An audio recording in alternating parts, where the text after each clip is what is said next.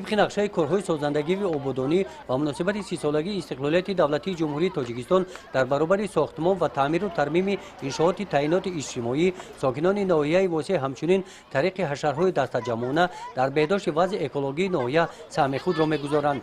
روزهای استراحتی هفته گذشته با پیشنهاد شعبه حفظ محیط زیست در حشر عمومی ناحیوی زیاد از 1000 نفر ساکنان ناحیه به قید گرفته شدند.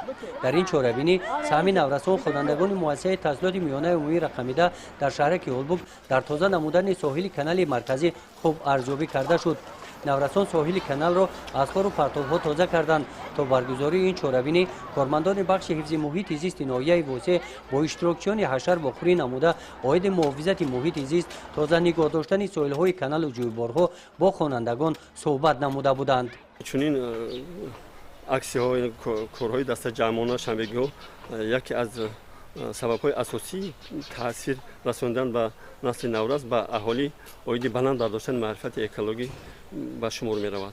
اینچنین در اساس نقشه و چاره‌بینی‌های تأسیس نموده مقامات اجرایی حکومت دولتی ناحیه عاید به گذراندن اکسی‌های تازگی ساحل و تازگی محل در تمام جماعت‌های شهرک، جماعت شهرک و جماعت‌های دهات وابسته کرده شده. هر روزهای شنبه در محله‌هایی که از بین آنها کانال‌ها و جویبارهای آبگذر می‌گذرند اکسی‌های تازگی ساحل و تازگی محل گذرانده می‌شود. در این حشر کارمندان لیسه کسبی تکنیکی ناحیه و کارگران کارخانه دولتی خواجگی منزل کمونالی کمک نمودند. در شفت راه پیادهگر این گل‌ها محصول مهنت کارمندان هر دو مؤسسه میباشند. با مهنت این حشرجان کوچه مرکزی شهر کیولبوگ شفت هر دو طرف راه پیادهگر از خس و خارهای بیگانه تازه کرده شدند. با دستگیری حشرجان تا نصف روزی زیاده از 100 متر جویبارهای شفت راه تازه کرده شده بخینیالها نرم کرده شدند. در حشر زیاده از 83 نفر آموزگاران، زیاده از 401 نفر خوانندگان پررا فعالانه اشتراک نموده شدند.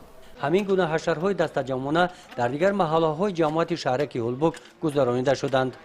گزارش خوجا نظریف خدای نظر ظهوروف از ناحیه واسه برای برنامه اطلاعاتی نوید.